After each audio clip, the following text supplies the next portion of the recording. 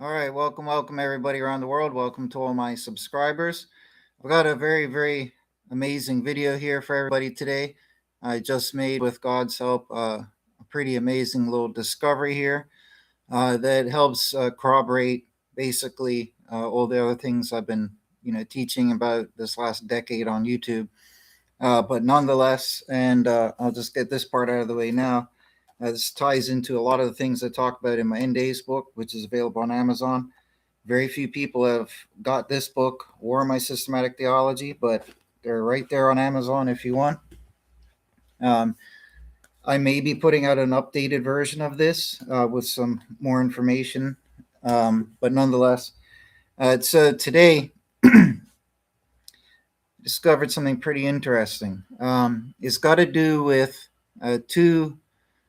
I'll start with the verses and save the prophecy stuff for after, right? But I'll mention the prophecy thing now, right? But this links over to the two prophecies that I was told many years ago that I've been scratching my head over as to how they could ever be fulfilled, or when they could ever be fulfilled.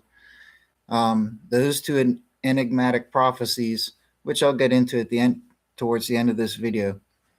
But that's what started me on this little avenue of study and interest just now. Spent some time doing some research and made this discovery in Isaiah 30, specifically around verse 26. And this links over to Hosea 6. I will show and prove the same key terms and everything. And it proves a handful of very important things. And what I've done is I've prepared a document here. It's quite big, but I don't need to read all of the material. But I've gone and prepared this document here, so I've got proper information to read. So I won't just be waffling off the top of my head. Right. So I'll save how the verses I'll save discussing how this discovery in the verses lines up with the two prophecies that I was told. I'll save that for last. Right. But it will become important once you hear the verses, right? So let's scroll down here to right around here. Okay, so if we go to Isaiah 30, okay, what we can see is, so I'll start from this point in my document, right? But I'll explain how it links to the two prophecies I was told at the end, right? So the scripture part first with Isaiah 30 and Hosea 6. What am I talking about? What does this prove? What's the discovery? Let's start from here, right? So while the Tanakh does not contain a direct prophetic message stating there will be a day when the world will see two suns, there is a passage in the book of Isaiah that speaks of a significant increase in the light of the sun and moon, which some interpretations might cryptically align with such a concept as the world seeing two suns, albeit metaphorically. This passage describes a time of divine restoration and healing for Israel. Now, that's the important part here, because for right now, I'm going to focus on the discovery in the scripture, right? So Isaiah 30, like it says, describes a time of divine restoration and healing for Israel. This is at the end of days, right? So the relevant verse is Isaiah 30, verse 26, which states, "Moreover, the light of the moon shall be as the light of the sun, and the light of the sun shall be sevenfold as the light of 7 days, in the day that the Lord binds up the breach of his people and heals the stroke of their wound." So this verse describes an extraordinary amplification of natural light, the moon's light becoming as bright as the sun, hence two suns, and the sun's light increasing sevenfold, could be interpreted as a dramatic and unprecedented illumination of the world. While not literally two suns, the imagery evokes a world bathed in an intensity of light far beyond the ordinary, potentially leading to a perception of a vastly increased solar illumination. But also, I just want to point out, if the moon becomes as bright as the sun, then you do have essentially two suns in the sky. Am I not correct? That's logically correct. But that'll become more relevant when I talk about the prophecies after, right? But going on. Now, the context of Isaiah 30, verse 26, is a prophecy for future redemption and healing for Israel. The preceding verses prior to 26 speak of abundant water, fertile land, the destruction of enemies, all culminating in a period of divine blessing and restoration. The intensified light is often understood metaphorically, symbolizing an era of profound spiritual clarity, divine presence, and overwhelming joy. Some commentators interpret the sevenfold increase in the sun's light as a hyperbole, emphasizing the perfection and completeness of God's blessing. The number 7 in biblical numerology often signifies completeness or perfection.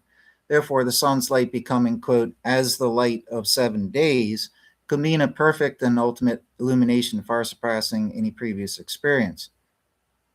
And I might add, I'll get into how this links over to the 7,000-year time frame and how the great judgment will be coming at the end of the 6,000-year period and at the start of the 7th. About to get into that, right? So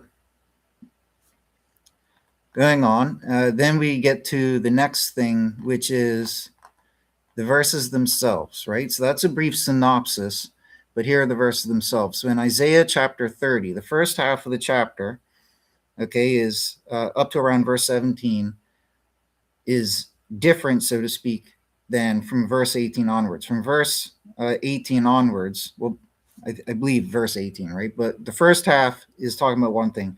The second half of the chapter is talking about the future, okay? So in Isaiah 30, verse 18, it says, and therefore does wait God to favor you, and therefore he is exalted to pity you, for our God of judgment is God of the blessedness of all waiting for him. For the people in Zion dwell in Jerusalem. Weep thou not, weeping, pitying. He pitieth thee at the voice of thy cry. When he heareth, he answereth thee. And the Lord has given to you bread of adversity and water of oppression, and thy directors remove no more, and thine eyes have seen thy directors. And thine ear heareth a word behind thee, saying, this is the way, go ye in it, when you turn to the right, and when you turn to the left.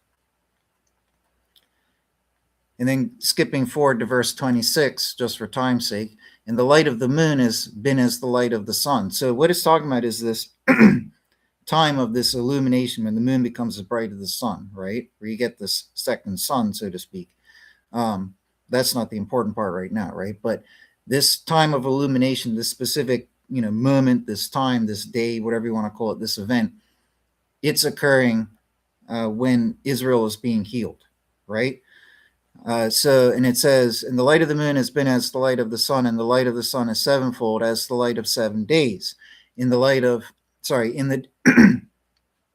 in the day of God's binding up the breach of his people, when the stroke of its wound he healeth.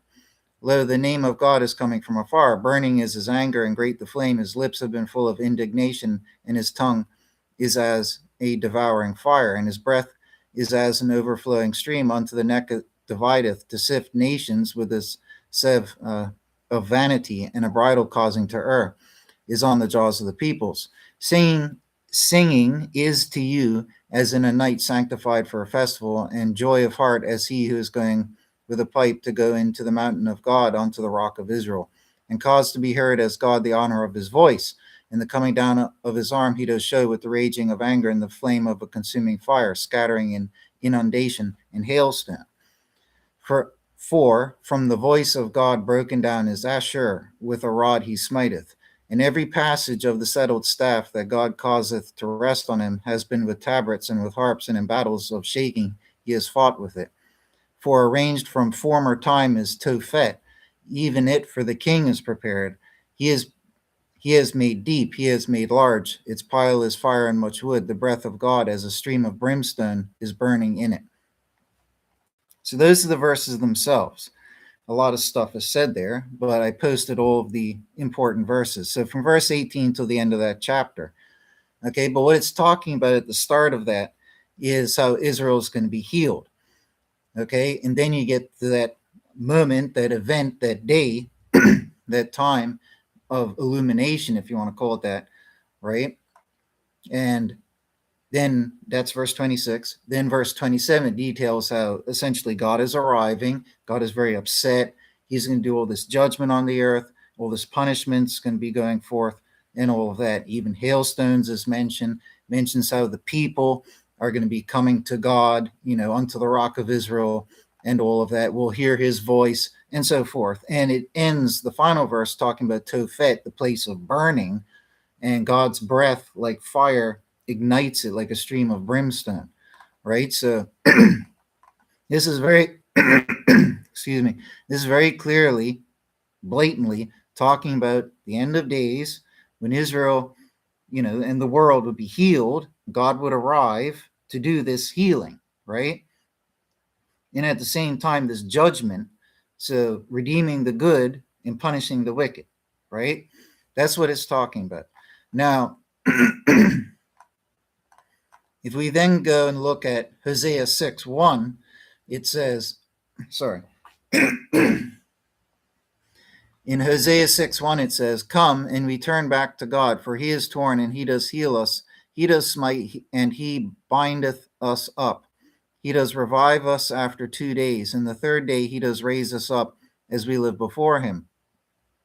And we know, we pursue to know God, as the dawn prepared is his going forth, and he cometh in as a shower to us, as gathered rain sprinkling earth." So everybody's probably missed it because that's a lot of words that I've just read out from Isaiah 30 and from Hosea 6. However, what I will highlight for everybody are the following terms. In Hosea 6, it talks about God healing the people after 2 days and in the third day. And in Judaism and in Christianity, like I've said a million times, there's a common concept that this is talking about a period of 2,000 years, after which, at the dawn of the third 1,000 years, the Messiah, the judgment day, and all of that will come to the earth, right? So after a period of 2,000 years. Now, in Christianity, as I have taught in my channels, in my books, I have taught that the 2,000 year period is the final 2,000 years of the 6 days, i.e., 6,000 years allotted to man, and this is a common concept others teach, right? But I'm just pointing out this is what I have taught and what I uphold, that at the end of the 6,000 years comes the seventh day. This is obviously modeled on God's divine week, which matches Genesis, creation, the whole Sabbath, and all of that. 6 days, and you rest on the seventh. So the final 2,000 years, I'm just finding out how to word it. Everybody knows what I mean, though, right? You have 2,000 years. The end of the 2,000 years is the end of the 6,000.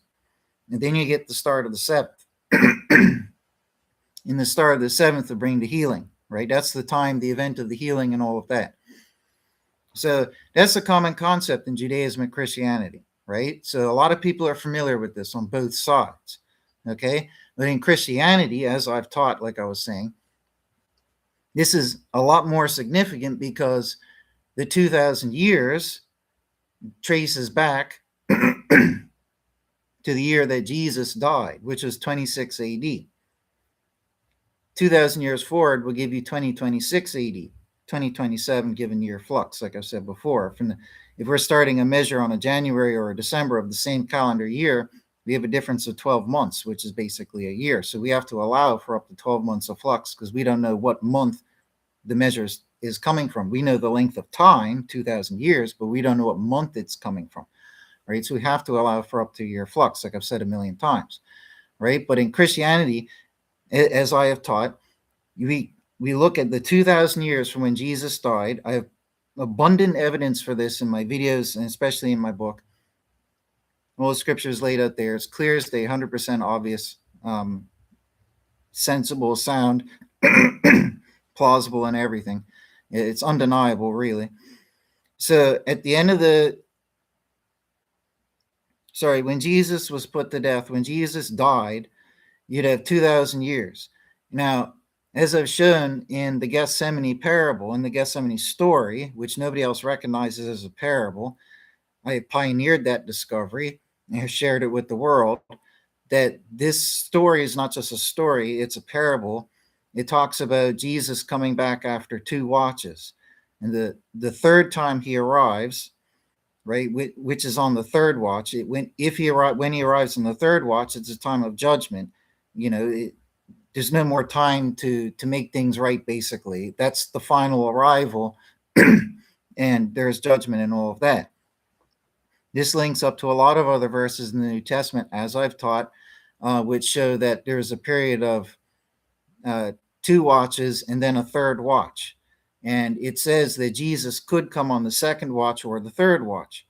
So those verses line up with the Gethsemane parable and what it relays about Jesus coming on the third watch. So we know, contrasting the Gethsemane parable to those other verses that talk about the 2 watches and then a third watch, and how Jesus will come either on the second or the third watch, we know from combining that with the Gethsemane parable that obviously he's coming on the third watch. Okay, because the other verses told us he could come on the second or the third, but we're also told elsewhere that he will be coming on the third. Okay, so he's coming on the third watch, which is, according to Psalm 90, a watch is a period of 1,000 years, which is a day unto God. Everybody else overlooks the fact that it says that this is called a watch in Psalm 90. Everybody looks at a day as 1,000 years. But I've heard nobody mention that, hey, Psalm 90 also says that this period of time is called a watch, right? So in the New Testament declares that once Jesus left the earth, he died, he resurrected, he left the earth, there would be 2 watches, and he will come on the third. This is telling us that there'll be 2,000 years. So he would return in 2026 or 2027 with year flux applied, right? So that's the basic gist of, that aspect of what I've been teaching for all this time in relation to that 2,000-year period and the third watch. Now, that third watch corresponds to the third day of Hosea's prophecy here, right? After 2 days, he does revive us after 2 days. So after 2,000 years, so after 2 watches, he revives us. In the third day, he does raise us up and we live before him. Okay? And he even says, as the dawn prepared is his going forth. So it really makes it look like the third day, it adds to the illustrative, description of the day, right?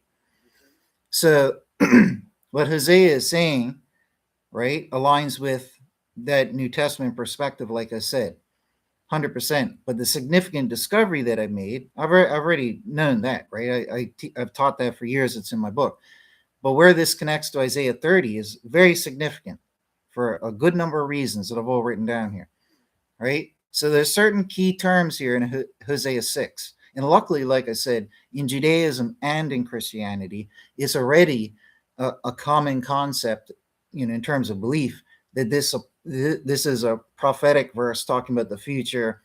And, it's giving us a mathematical cryptic clue as to when the judgment time will arrive, right? It will be after the 2 days, after 2,000 years. Judaism, because they don't recognize Jesus, will not use any calculation regarding Jesus. So any result, excuse me, can't help it. Any result that they get would be off from what we can observe from a Christian perspective. But in Hosea 6, right, on the third day, what happens? It says that he heals the people, he binds them up, right? It says he does heal us and he bindeth us up. Okay? Remember that. He does heal us and he does bindeth us up. That's from Hosea. And that healing and that binding up occurs when? On the third day. Okay? That's Hosea. Now, if we go back to Isaiah 30, we go look at what it said there in Isaiah 30, verse 26, where it talks about the light of the moon has been as the light of the sun, and the light of the sun is sevenfold as the light of 7 days. In the day of God's binding up the breach of his people, when the stroke of its wound, he healeth. So in Isaiah 30, verse 26, has got the same 2 descriptive terms. Both of these, Isaiah and Hosea's prophecies are talking about the end of days, right, as well. But they have the same 2 terms about the people being healed and, the binding up. Both terms are mentioned. So this positively identifies that Isaiah 30, 26 is talking about the same period, the same event, the same time as Hosea 6. Now, why is this significant, though? For the following reasons, right? So in short note form, I wrote down the following logical things we can derive from this, right? So the binding up and the healing mentioned in Isaiah 30 and Hosea 6, truly speaking of this same one future time event. That's clear as day, right? Therefore, this is what logic shows. Therefore, positively identifying that the third day of Hosea is the seventh day of Isaiah. Okay, bear with me. This is because Isaiah 30, verse 26 says what? He says, the light of the sun is sevenfold in that day, the day in which the people are healed and the binding up is done, right? As the light of 7 days. You have to stop and think, but why does it say that? As the light of 7 days. Now, if the sun increased sevenfold in terms of its luminosity, we'd be scorched. The earth would be absolutely scorched. That's a logical fact, right? But more importantly, the light of 7 days can 100% fairly be said to encompass and represent the 7,000 years on the divine week for God. You work for 6, i.e., man, mortal man, this epoch of man has 6,000 years, and then you have the arrival of the seventh day when God will rest.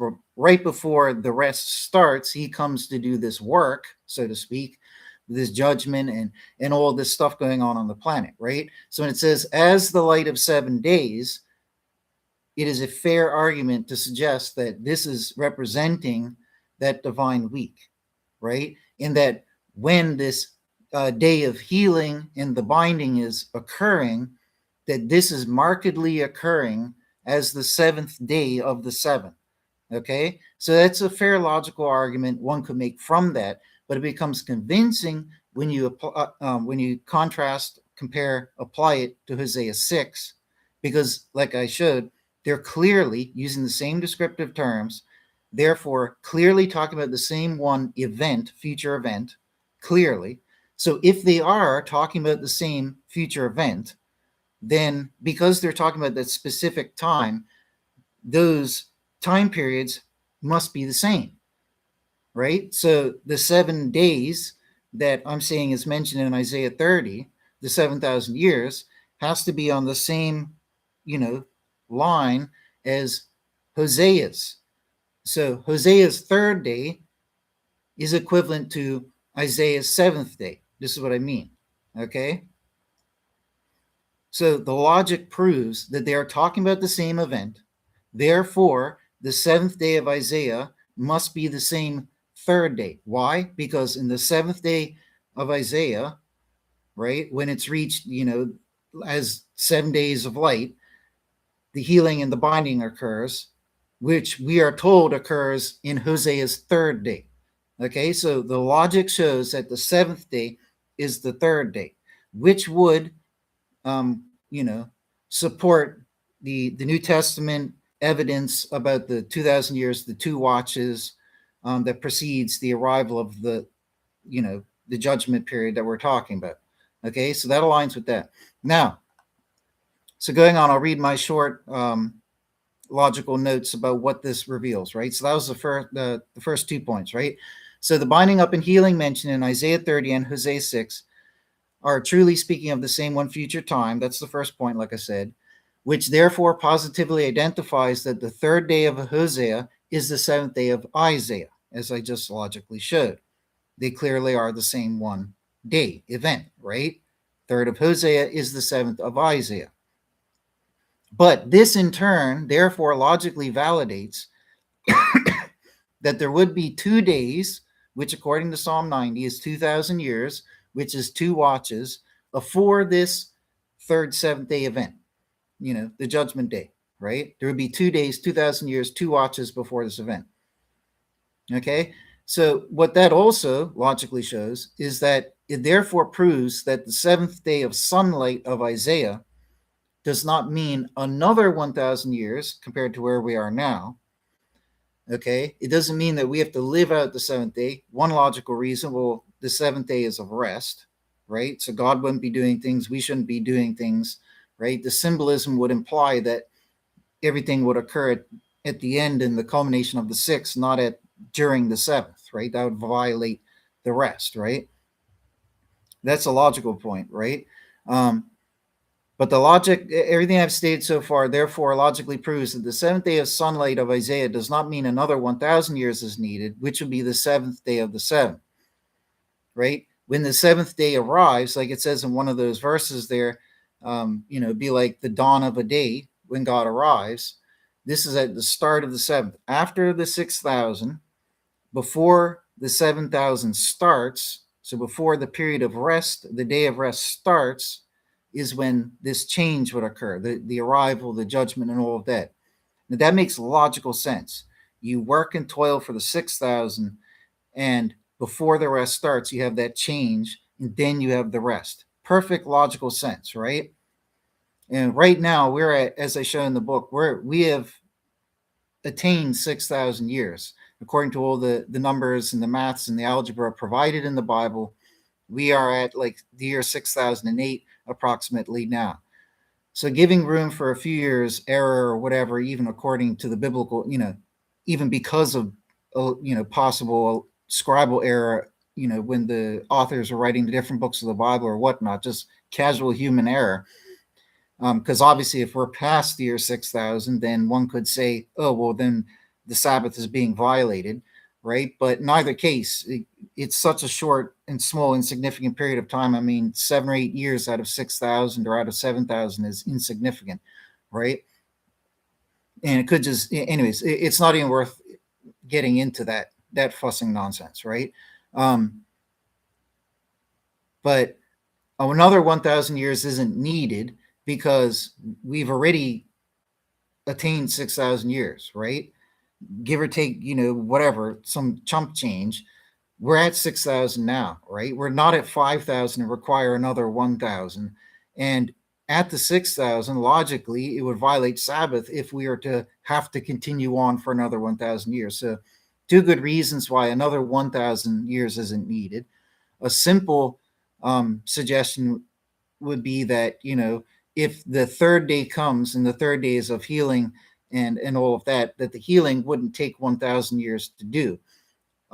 People could rightfully assume that when the third day arrives, like the dawn and all that, like it says in the verses, that the healing, the raising up and everything will be something that happens then before the Sabbath occurs. So that's all fair, sound, and logical, right? So it's fair to say that because Isaiah mentions 7 days, it doesn't my point in making all this statement is that because Isaiah says 7 days doesn't mean we have to wait another 1,000 years, because intelligent people would have thought all this out, what I'm saying, and say, well, what if we have to wait another 1,000 years? No, that's not what it's saying. Okay, it doesn't say that the healing occurs at the end of the 7,000 years or partway through it. It says that after 2 days they are healed, right? And we know that Isaiah 30 and Hosea 6 talking about the same period. So based on the words provided in the verses, the healing, the raising up, the binding, all of that occurs after 2,000 years. Now, logic is a wonderful tool. If it was to occur halfway through the seventh day or at the end of the seventh day, then the healing and the binding wouldn't occur after 2,000 years. It would occur after 2,500 or after 3,000 years, right? So logic shows, as I've said, right? Validates, as I've said. Now,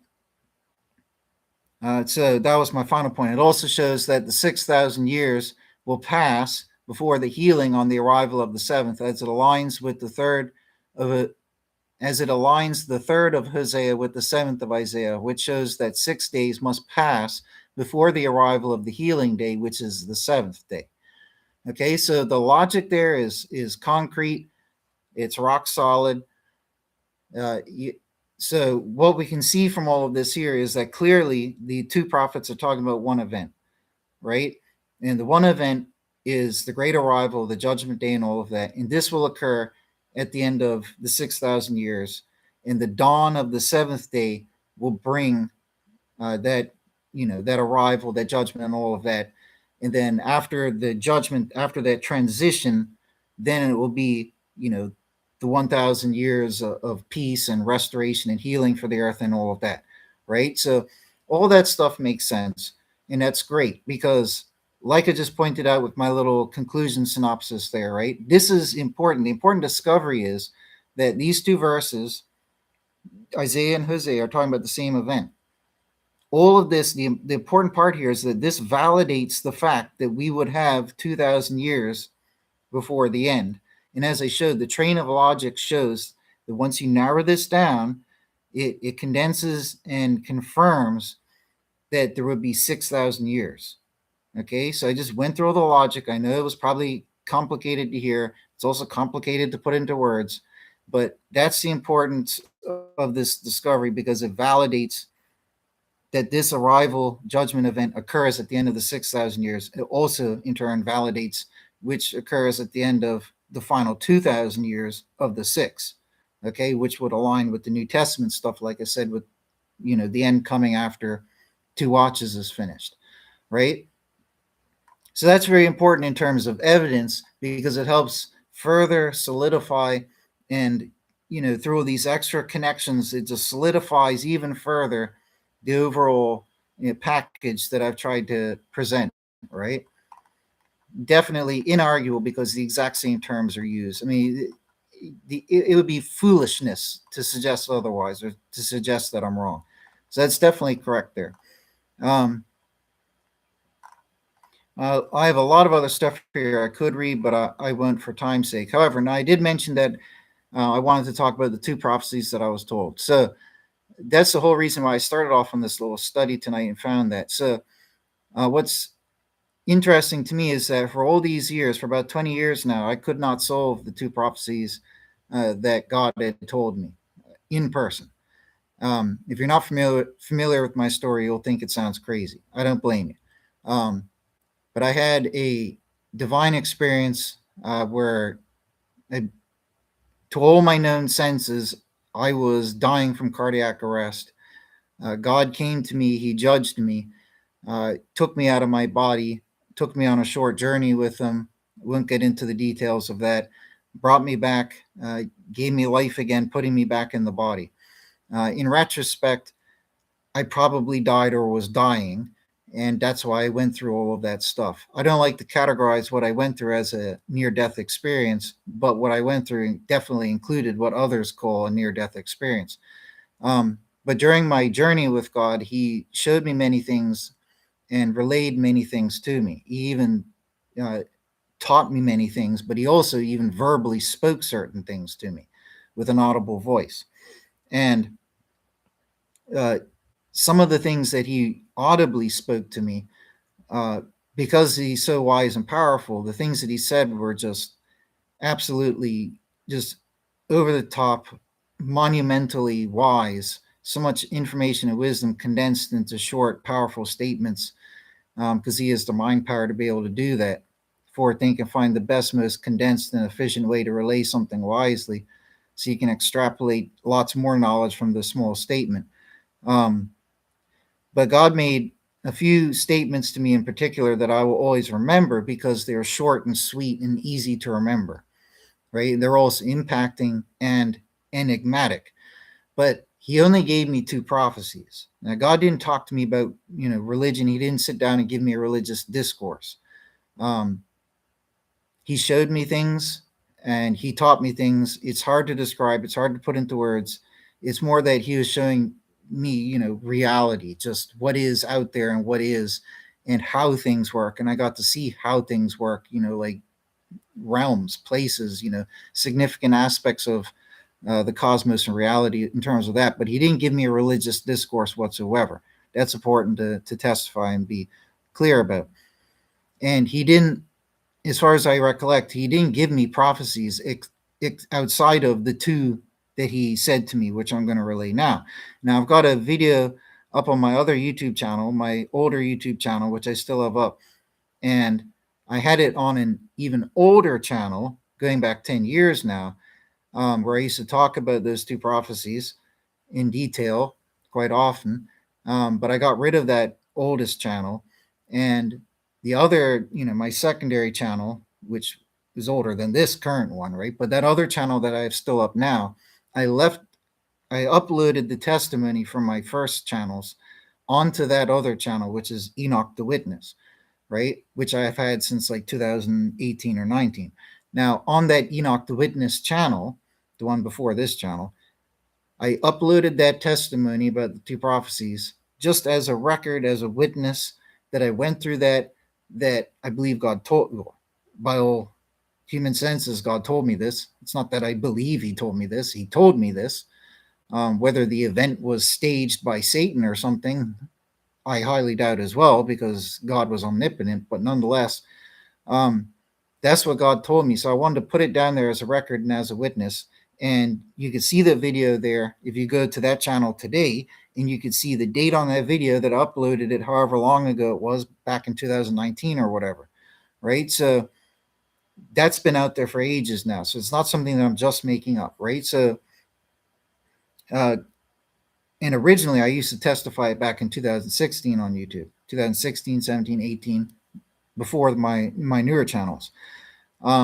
The only reason I'm saying all this is to help lay down, validation for what I'm talking about, right? Instead of just coming out and claiming something, giving some background to it. So, anyways, the two prophecies that God gave me are very short, very sweet, very simple to remember, but they're very mysterious. And for the 20 years that have transpired in my life since He told me these things, during my experiences with Him, I haven't been able to solve what they are. At face value, they seem apparent of what they could be, but bear with me, right? They've always been mysterious. Now, the first one that He told me was, and during this moment, during our meeting and journey that was undergoing at the time, He was talking to me about something else, relaying something else to me, I think in a non-verbal form. And then He suddenly stopped what He was doing, like the feeding me the information. He suddenly stopped and He turned to me and He spoke to me. And I can't get into describing, he wasn't visible, but in a non-physical way, there was an essence, or I can't put it into words. It's very hard to describe, but it's not that I was seeing God at this point, but I knew He was there. And in some way, non-physically, I could see something in some way. It's hard to describe, but it's not like at this point I saw His face or anything in particular like that. Um, but He turned to me and He, seemingly interrupted Himself and just spurted out these two prophecies to me, these two statements that are prophetic about things that will occur in the future. So it was so peculiar to me that God would just suddenly interrupt Himself, turn around and tell me this. It struck me at the time when He told me that, oh, this must be important. But when He told it to me, I couldn't really make sense of it. I figured, okay, maybe these things astronomically will occur in the future. But in the 20 years since then, have they occurred? That's the great question. So the first thing that He told me was that there will be a time, or there will be a day when the world will see two suns. And He may have said when the whole world, no sense nitpicking over minor things, right? But He said there will be a day when the world will see two suns. And it was immediately followed by another statement, another sentence, which was, and this one here, even at the time, because He was also visually showing me these things at the same time as verbally saying them to me, I could see, for the second one, I could see the part of outer space, the outer part of our solar system and the planet or planets in question when this event occurred. He was showing it to me, but He never told me when any of these things would occur. He just gave me these two cryptic, short, sweet statements and left it like that. They went back to doing what He was doing, talking to me about whatever else it was, which is so above and beyond. I can't remember what else He was talking to me about. The only thing I can remember from that conversation was those two things. Everything else was just like another level higher. But nonetheless, it made sense to me at the time. I can't remember what it is now. It's just poof and gone. But those two statements. So the second one was in the future. This one was different because the first statement He didn't say in the future. In the first one, He said there will be a day when. In the second statement, He said in the future there will be and I can't grasp, even at the time He told me, I couldn't grasp into like English language what, or the word that He did use. I maybe it was that I couldn't remember it or something. I can't remember, but I know that at the time when He told me this, there was like 2 or 3 points in that second sentence, in the second statement, which were kind of like lost to me or obscured to me, even like as He told me and showed me. And I regretted not asking for clarification, so it's made it even more mysterious and hard to solve. But the second statement was that in the future, that much I do have down pat, in the future, the planet, and then the problem is I can't remember if it was Jupiter. It was one of the outer planets past Mars. Jupiter, Saturn. I kind of don't think it was, for years, I didn't think it was Jupiter or Saturn. I thought that it was Uranus or Neptune, right? I kind of don't think it's Pluto either. So that's what I was leaning towards all these years. That what he had shown me, what he had told me was probably Uranus or Neptune. But to be honest, I cannot remember. And to be honest, at the time he told me, for whatever reason, I didn't hear that part, or I just didn't remember it, or it was obscured to me, or maybe I was overcome by what I was visually seeing, that I didn't make note of that specific word, whatever. But what he told me was that in the future, the planet will be, and again, another term that I lost in transmission, you could say, was the following term, which was I've always assumed to be devastated, or it could be something else along those lines, by a, and the final term is the obscured part. And I know it sounds like a lot of obscurity, but it's actually, when you hear the statement, it's quite simple, right? That in the future, the planet, one of the planets, one of the outer planets, will be hit by something. Okay, that's what it comes down to. This is a very simple statement. It's not complex, right? But I just don't know which planet. I can't remember which one it was. So in the future, the planet blah will be, hit, devastated by a cosmic impact or cosmic collision, something like that. So I saw it happening. Like, he was showing it to me, and something struck whichever outer planet it was.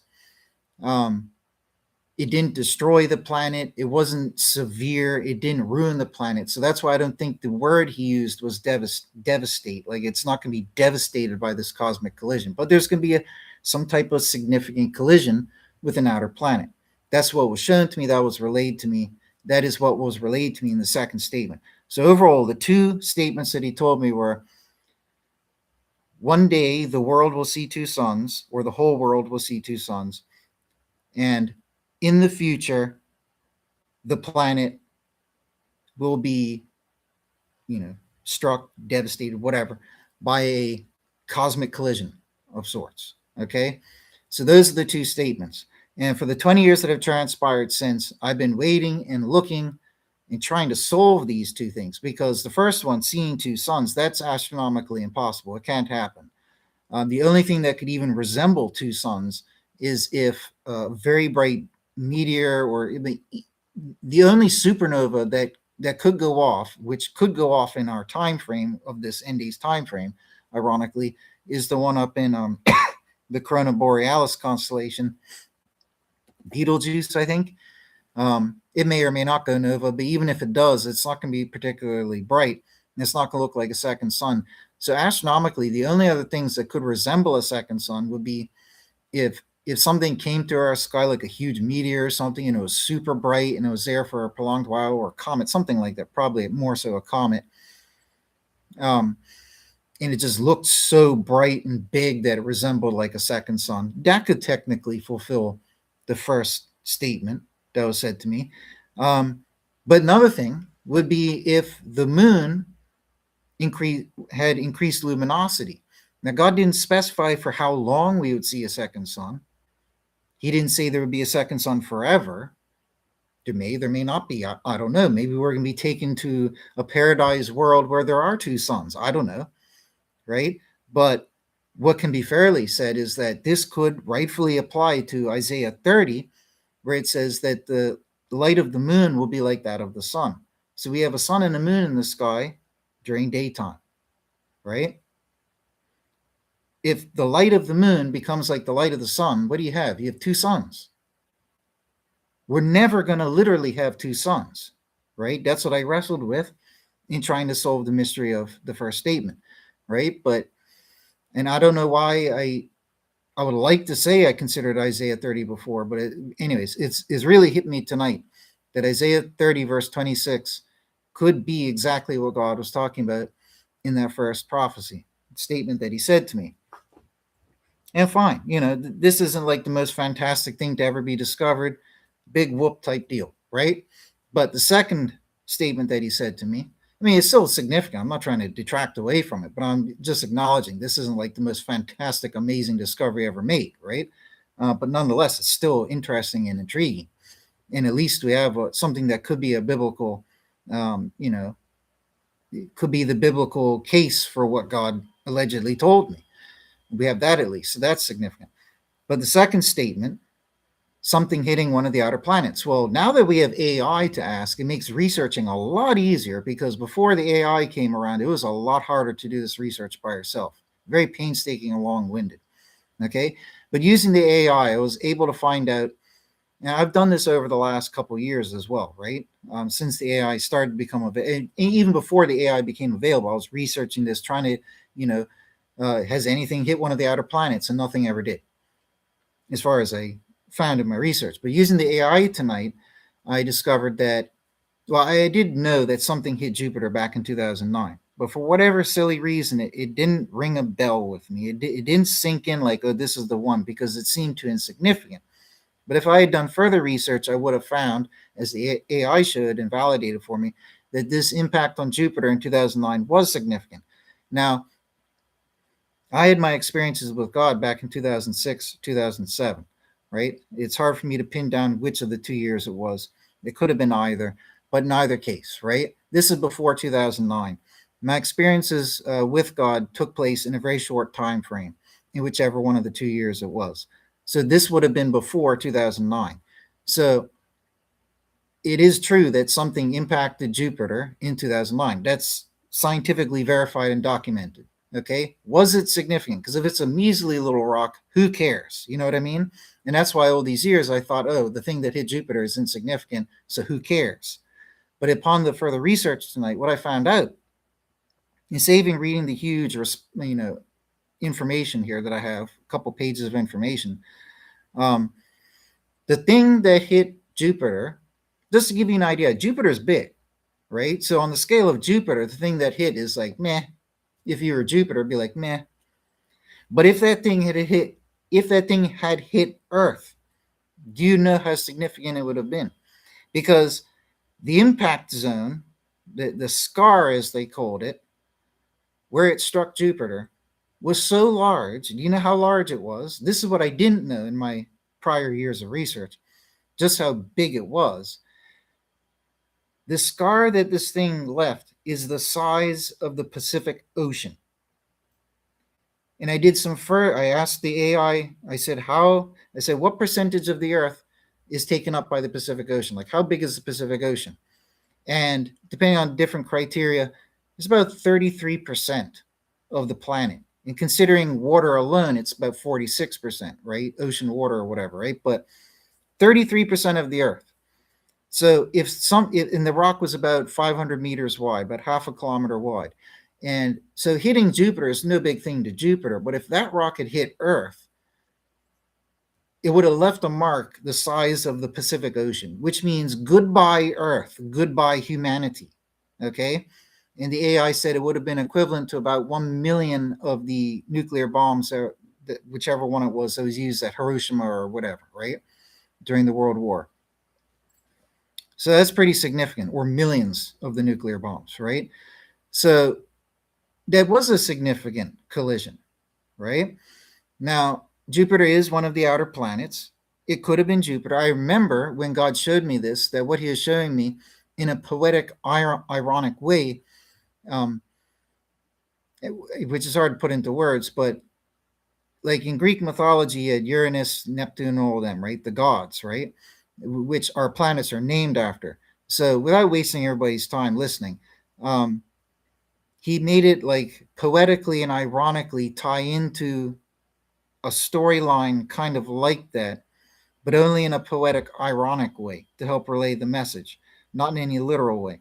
So we have the planet Neptune, and because I was very familiar with Greek mythology at the time, like super into Greek mythology since I was a child, right? So that was real deep in my mind. I knew a lot of information about it, right? And God probably knew that. So he was probably showing that, hey, look, Jupiter, who was Zeus, right? Jupiter, because like I said, at the time, I can't remember what planet it was when he told me, right? But he showed it to me. So if it was Jupiter getting hit, he poetically, in whatever way, I can't verbally, I didn't memorize it. I can't relay this, but I remember that he was ironically and poetically making it kind of like correlate to a tale of Greek mythology, in the sense that, hey, uh, Jupiter or Neptune or whatever ruled at this one time, and now it's going to be, struck, and how, there is symbolic significance to this, but I can't encapsulate what he told me into words. It's too complicated. But he was showing like this rough poetic illusion, right? Now, Jupiter is one of the outer planets. It was definitely hit by something. So I asked the AI, was this an insignificant impact or was it significant? I also asked it if it was a rare impact or something that occurs all the time. So if it was insignificant, then who cares? If it happens all the time, or it happens like once every few hundred years or whatever, then who cares, right? But says here the 2009 Jupiter impact event was considered a rare occurrence. The subsequent events and reevaluations of impact frequencies have suggested they might be more common than initially believed. But the other important thing is that humans didn't possess the technology to even become visually or scientifically aware of such impacts until these recent years, like 2009. We didn't before then, right? Maybe a few years, decades, whatever. But the point is, in the thousands of years of human history, we couldn't, right? So we had to wait till we had this technology to be able to see it, right? So the ancient peoples would have no way. This is my point. Like, if God had given that prophecy to an ancient person, they would have no way of ever validating whether something hit one of the outer planets. The only way somebody could ever validate if something hit one of the outer planets is with the technology that we possess now. This is my point, right? So, yeah, while now we might know that such impacts might be more common than initially believed, that doesn't detract away from the significance of all of this. The fact is, the AI confirmed that it's considered a rare occurrence. Okay? Its words, not mine. So, where is it?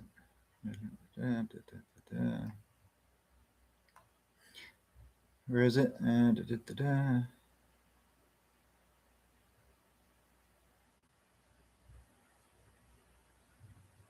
Everybody already knows that things hit all the other planets all the time. Everybody knows that. Everybody who knows astronomy knows that. I'm not trying to defy anything there. Where I have so much material posted here. 1 second. Oh yeah, this one, the first one. So the 2009 Jupiter impact, it says, was significant in terms of size. That was the other question I asked it, right? So if it wasn't significant in size, then it would be like, who cares, right? But it said it was significant in terms of size, leaving a black spot in Jupiter's atmosphere that covered an area of 190 million square kilometers, comparable to the size of the Pacific Ocean or Jupiter's little red spot. Everybody knows about Jupiter's big red spot, right? I didn't know about the little red spot, but Jupiter is famous for having the big red spot, right? Everybody thinks that big red spot is so huge, right? How much bigger is the big red spot than the little red spot? Because the thing that hit Jupiter in 2009 made a mark as big as the little red spot. Well, I also asked the AI that, and it said that, where is it? I posted that one.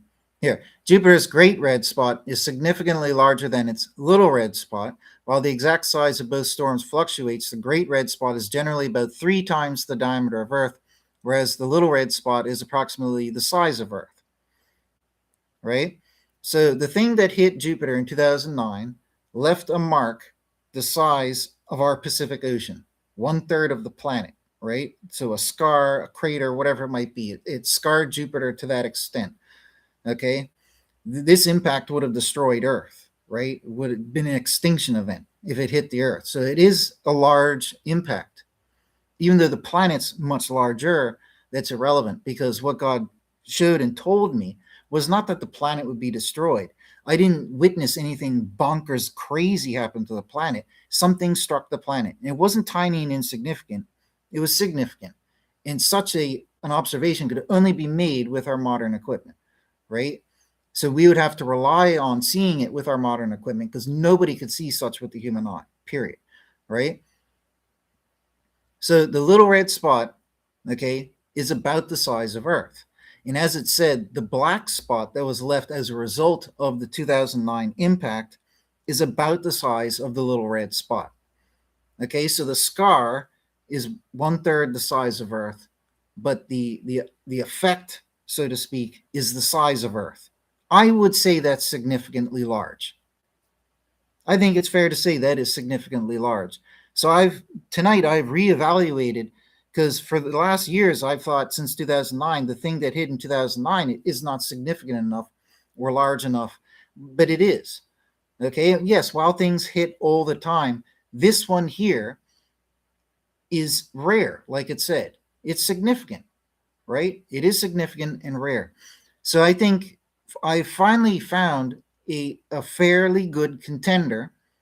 I mean, it doesn't hit it like a home run out of the park for me, but I think this is a fairly good contender for that first statement. The second statement that God told me having come to pass. And ironically, would have come to pass a year or two after he told me the statement, which is almost 20 years ago now. Right?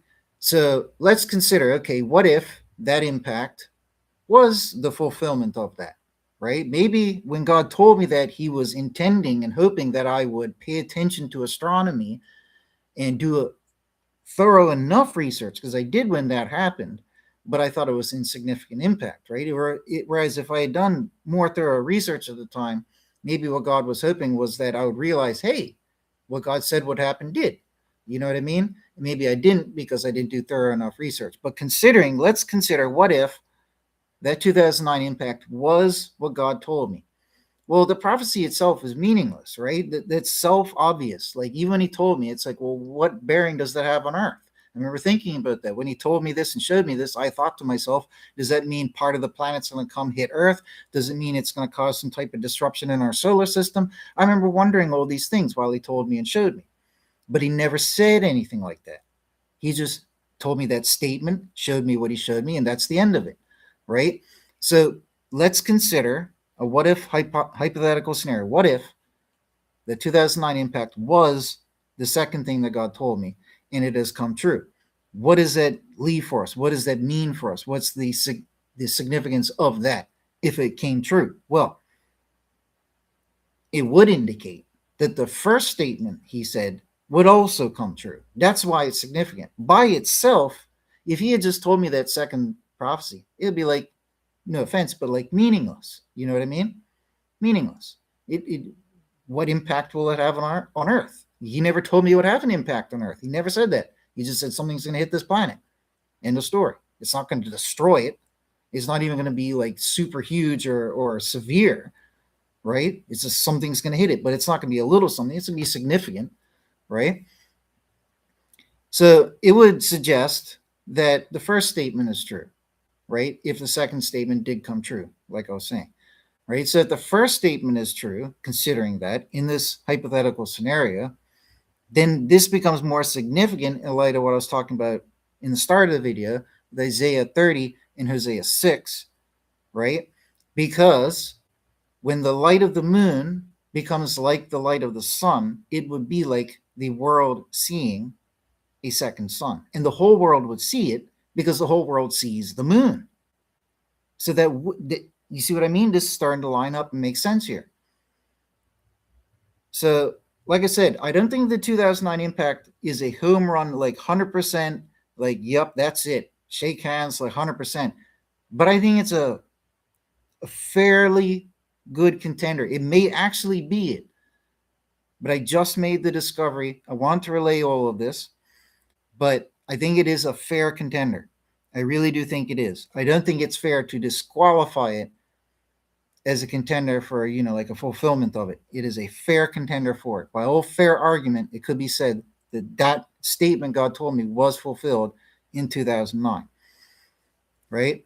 Which would be significant, because then that would show that Isaiah 30, with the increased moon luminosity, would be the fulfillment of the first statement, which in turn shows, as per the first part of my video here tonight, that this Isaiah 30, Hosea 6 is highlighting and showing us that at the end of the 6,000 years is going to be the arrival and the judgment day. right? And more importantly, as I also explained prior, it further shows that when you're looking at Hosea 6, that there will be 2,000 years before the arrival. So the final 2,000 of the 6,000, right? That's what I'm talking about. The final 2,000 years, and that would be the final two watches. And the Messiah comes, Jesus comes on the third watch after 2,000 years. That's the significance of this, because if all this is true, like I'm saying, then that would indicate that we would see the moon's light increase to like that of the sun for the arrival of the Messiah in the end days. So that is what the scripture says. But my point is that we will be seeing this 2026, 2027, right? Whenever, but we will be seeing it when those 2,000 years end, right? So that's significant. That is a significant finding. That's why I'm sharing all of this here tonight, because it could very well be that what God told me has come true. One of the two statements, and now we're just waiting for the other statement to come true. Um, that'd be pretty interesting. I mean, I have to stop and think to myself now, how much bigger of an impact. I mean, if I had clearly and honestly remembered which planet he had said when when he told me it, then, for example, if he had told me Saturn and this thing hit Jupiter, then it hasn't been fulfilled yet. But I honestly did not recall which planet it was that he pointed out to me when he told it to me. I couldn't take away which planet it was from my experience. Like, I didn't recall it, remember it. It was obscured to me, right? I'm sure when he showed it to me, he said it, and I heard him say it, and for an instant or for a moment, I recollected it, but then I probably became overwhelmed by the whole thing going on, and then forgot it. Like I was saying, but so I have to ask myself now, and part of this, self and cross analysis of everything and dissecting everything itself, is that, well, how much more significant of a cosmic impact would I expect on one of these outer planets to satisfy if it wasn't this 2009 Jupiter one? How much bigger does it need to be? Like I said before, when God showed me this and told me about this, what he told me and what I saw was not a planet being destroyed. It was not a planet being, severely devastated. It was just a planet being struck by something somewhat significant, right? That's it. And if, when striking Jupiter, it left a mark that is about the size of 1/3 the size of the great famous red spot, I would say that's pretty significant. You see my point? It's got to be. How much bigger of an impact does it need to be? Well, sure, maybe it could have been a bigger impact, but then it gets into the logical philosophical question: how much bigger of an impact in order to satisfy? Does it need to be a bigger impact? Does that logically show that the 2009 impact was sufficient to show that this was fulfilled? I don't know. I guess all we can really do is wait until the moon is as bright as the sun. Now, let's also end on this note here. What could cause the moon to become as bright as the sun? Well, it says that the sun's light would increase. Now, why would the sun's light increase? Well, if the sun's light increased, it would increase the moon's light. Okay, yeah, that's astronomy. Fine. But what would cause the sun's light to increase? It has to be something increasing the sun's light, because if something flew by the moon and illuminated it brighter, it's not going to affect the sun. So something has to be happening with the sun. Well, the sun does flare up. We know that, right? So it is something astronomically possible that the sun could really flare up and it would become extremely bright. But also, at the end of the day, what it says about the sun is that it would be the light of 7 days. And as I argued earlier, it may not specifically be saying that the sun's light will literally be increased 7 times magnitude, right? In Revelation, it does say that for a period of time, very short maybe, the sun will be given the ability to scorch people. So according to Revelation, it will flare up and burn some things, right? But 7 times the luminosity is intense. That would toast the earth, right? I think it's fair to say that the 7 days of light are really, like I explained, explaining the 7 days of God's divine week. I think it's fair to say that it did go out of its way to say 7 days of light, right? So that's what I'm leaning with here. I'm leaning with that when it's talking about the sun having sevenfold light as 7 days of light. I think that's what that is showing. Okay. Because, like I said, astronomically, it's not going to flare up 7 times as bright, not even anywhere close to that. And if it did, it would just toast the whole Earth, right? But this doesn't take away from the fact that it may flare up and scorch the Earth at a period of time, right? As per Revelation, not taking away from that, but that would be irrelevant in this case, right? So Isaiah 30 would just be, in conclusion, Isaiah 30, I'm leaning towards, is talking about the 7 days, and that when the seventh day comes, that this is that time of change, which obviously is the same healing and binding time that Hosea is talking about, which is the arrival of the third day. Arrival of the third correlates with the arrival of the seventh, as I explained earlier. So I think that's what we'll be looking at here. So, anyways, that's all I need to say for this. I had a lot of other information to read, but I probably don't need to read it. But let me just make extra sure here. No, I could read this because this would help validate what I said. So I asked AI, I said, if God told a prophet in spoken English, there will come a day when the world will see two suns, then what hidden important meaning could this have when considered in biblical Hebrew? So even though he spoke it in English, I'm asking the AI to consider if it was spoken, if what was said was spoken in biblical Hebrew, what could be cryptically derived from the statement, right? And I asked it, could this be an allusion to 2,000 years will have passed before Messiah and the judgment day arrive? Now, if it determines that it doesn't, it would say so. It's not going to lie. The AI doesn't lie. The AI shoots down a lot of things that I ask it, right? It's brutally honest. So its answer was the interpretation of a divine message, even if delivered in spoken English through the lens of biblical Hebrew, involves a complex process of linguistic, cultural, and theological analysis. The phrase two sons in a prophetic context, particularly with considering its potential meaning in biblical Hebrew, could carry several layers of symbolic significance beyond a literal astronomical event. One primary approach is to understanding such prophecy. One primary approach to understanding such a prophecy in a Hebrew context would be to examine the symbolism of the word son, which is Shemesh in the Hebrew Bible. The sun often represents divine presence, glory, judgment, or a significant ruler or power. For instance, Psalm 84:11 states, "For the Lord God is a sun and shield.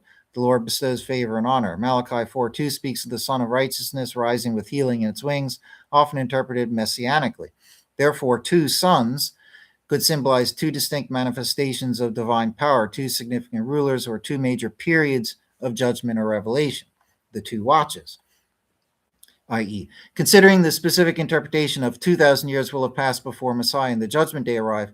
This aligns, it says, with certain rabbinic traditions and interpretations of eschatological timelines. In Jewish thought, particularly in the Talmud and Midrash, the history of the world is often divided into periods of 1,000 years, with the seventh millennium being the Messianic era. The concept of 2 days or 2 suns can metaphorically represent 2 millennia, each a day or sun symbolizing 1,000 years, leading up to a pivotal event. The phrase "a day is like 1,000 years" is found in Psalm 90. For 1,000 years in your sight are but as yesterday, or as a watch in the night. That verse in 2 Peter 3:8 from the New Testament. But do not forget this one thing, dear friends: with the Lord a day is like 1,000 years, and 1,000 years are like a day. This hermeneutical principle is often applied to prophetic timelines. Therefore, in conclusion, it says, if God told a prophet in spoken English, there will come a day when the world will see two suns, and this is considered in biblical Hebrew, the hidden important meaning could indeed be an allusion to 2,000 years having passed before the arrival of Messiah and the judgment day. The two suns would symbolize 2 millennia, each representing a significant epoch in divine history or period of human existence, 2 watches, under a particular divine dispensation, culminating in the Messianic era and final judgment. This interpretation draws on the symbolic weight of the sun as a marker of time or divine manifestation in the established rabbinic understanding of a day as 1,000 years in eschatological calculations.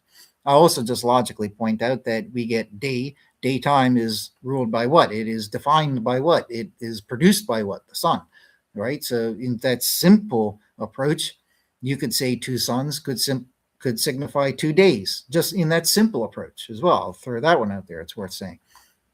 And finally, I also asked the AI, while the Tanakh does not, is this the one?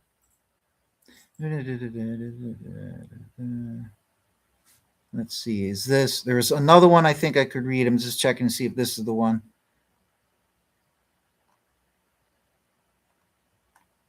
I think I read this one earlier, actually. Yeah, I did read that one already.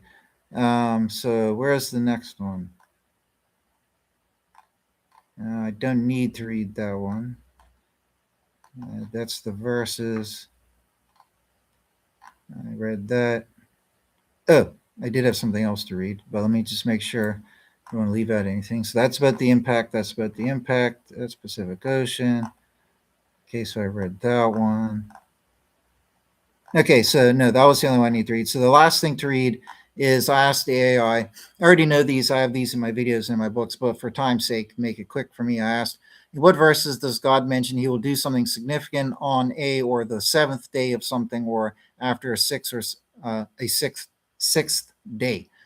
Right. Obviously, the first ones that come to mind are the creation, the 7 days of creation, and the Sabbath, and all of that. Saving reading a page of the AI's response there. Everybody knows those. They're the most obvious ones, right? But it also highlighted the Feast of Unleavened Bread. God commanded the Israelites to eat unleavened bread for 7 days, with the seventh day often being a holy convocation where no customary work was to be done. So that just shows how even this festival is tied over to the Sabbath, minor thing. Next one, consecration and purification. This one's more significant symbolically. So various rituals and periods of consecration or purification involve 7 days. For example, the consecration of priests and the atonement for the altar were 7-day processes. In cases of leprosy, priests would examine individuals on the seventh day to determine their cleanliness. That could be symbolically compared to at the end of the 6,000 years, we have the transition moment where the arrival and judgment occurs, and then the seventh day of rest, right? This would be like when the priests come in to examine the lepers and the infected ones to see whether they're clean. Then another example is Joshua and Jericho. God instructed Joshua and the Israelites to march around the city of Jericho for 6 days, and on the seventh day they were to march around it 7 times, after which the walls would fall. And then finally, this one's the most significant. I've covered this in a video before, but Mount Sinai. So the glory of the Lord rested on Mount Sinai, and a cloud covered it for 6 days. And on the seventh day, God called out to Moses from the midst of the cloud. Right? So you have this cloud obscuring everything for 6 days, in essence, and on the seventh is when God reveals himself to God, to the people. Right? That's an obvious parallel to 6,000 years toiling mortality, then the arrival of the seventh with his judgment, and then, the seventh of rest, right? Clear alignment there. So anyways, that's all I need to cover for this video. Thank you for everybody who came in, who was, welcome. Good to see you, man. I'll just read your comments real quick while I'm here. Let's see. Oh, really? Oh, interesting. You had a dream about that. That is pretty interesting. Okay.